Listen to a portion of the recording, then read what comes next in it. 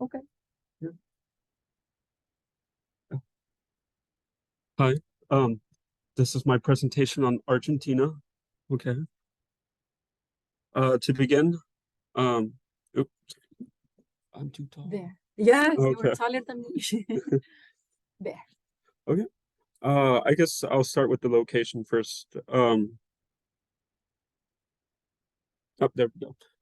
Here's a map of what Argentina looks like in South America. Here's like the regions, I guess and then here's the political map of all the provinces.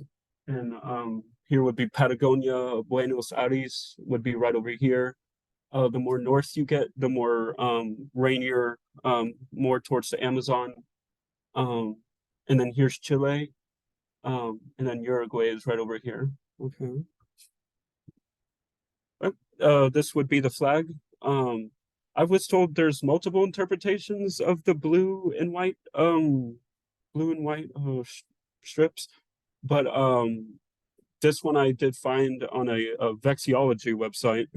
So I hope this one is the best interpretation. And then Inti, the sun spirit or sun god, is also from, I believe it's from the Incans, their mythology. Mhm. For their form of government, they have a presidential republic. Here is the current president right now, Alberto, and then here is the vice president, Christina. She actually is in some hot water right now. She has been sentenced to 6 years in prison for corruption. But she's still the So I she was sentenced to it. So my interpretation is, I guess if she leaves office, she's going to jail. But I was told Argentina has a bad corruption problem, and that's their problem. Why they haven't been as prosperous as they should be, because their region and their just they were on track of being a very big country in terms of economics, but with their corruption, it's kind of set them back a little bit. And then as their independence, it's on July 9th, 1816 from Spain. I'll get into more of the reasons why they broke away from Spain. Okay. For their history, as most of the Americas, I had to really condense this because there is so much history in Latin America and specifically to Argentina. In the short sums, um, the Native Americans have lived there for thousands of years, all the way down. I believe they've managed to get all the way at the tip of South America, and there are different tribes, different how would you say just yeah, different tribes.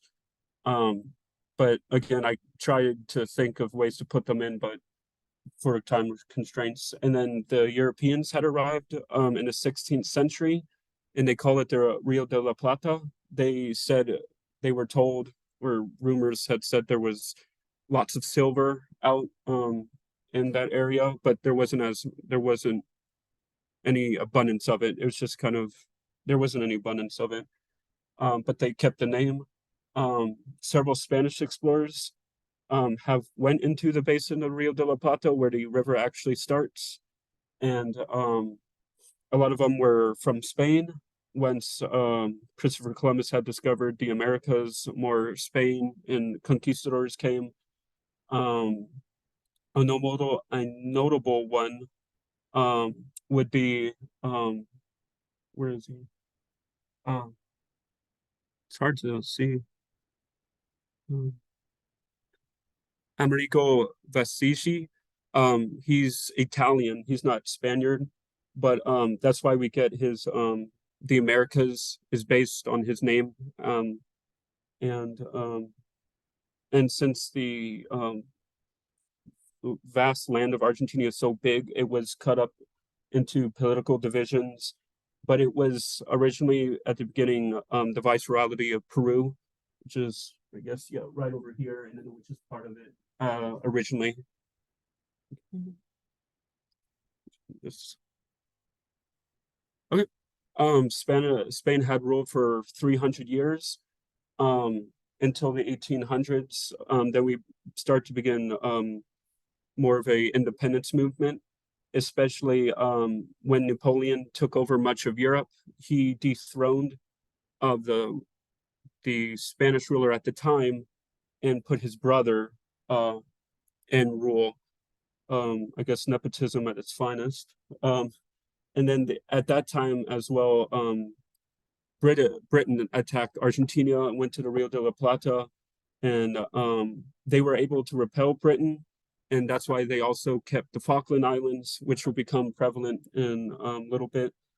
So when Spain was his leader was taken over, and then when Napoleon was defeated and Ferdinand was back enthroned, there was much movement to move away from Spain, since they felt like they were by themselves, since they weren't getting much aid from Spain. And then as the decades go by, a very prevalent point of history for Argentina is the Perón era. If you ever saw the play Argentina, it's based on Perón's wife. And I think I saw in Germany one time when I was in there. When I was in Germany, I saw that they had, yeah, Eva Perón, Dear Argentina, or and then I believe, yeah, and I believe, yeah, and who played the movie of it?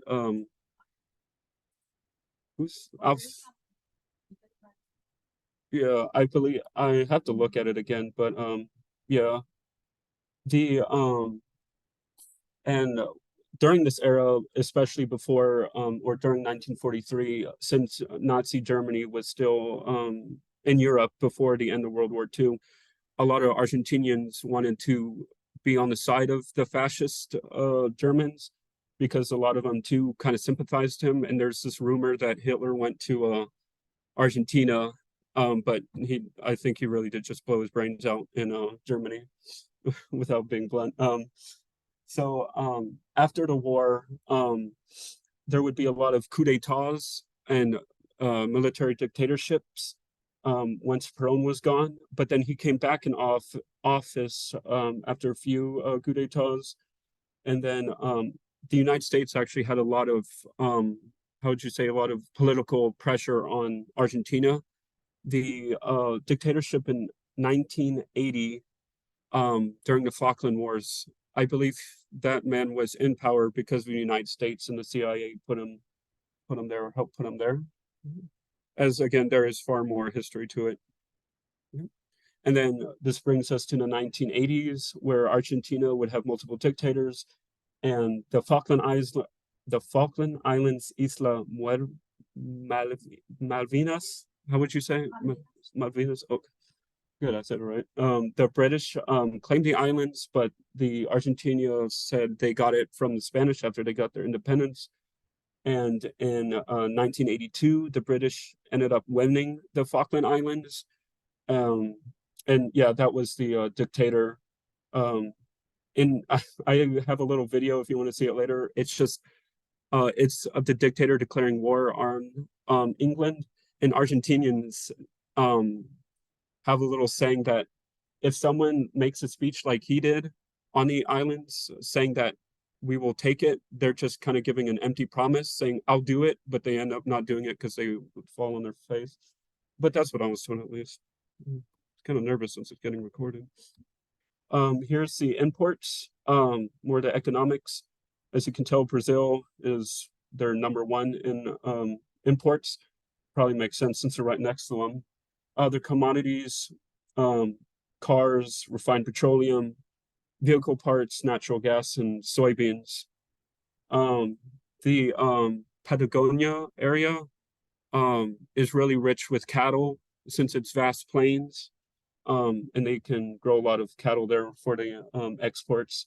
But this is how much the imports are worth. And as you can tell, it gets higher each year. Probably just, Oh, and here's the exports. As I said, beef is a very big one. corn, soybean products. I did not know the delivery trucks. That was interesting to me. Um, but the beef, I was told Argentinian beef is one of the best, or at least they're cooking for beef. So I was told a lot of vegans shouldn't go to Argentina.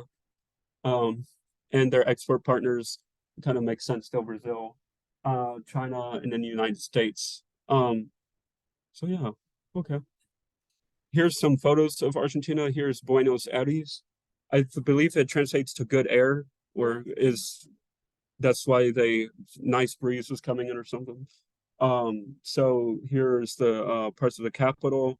They have a monument like this in another part of Buenos Aires, and it's like very similar to the Washington Monument. So I just felt like they were copying us, but that's okay.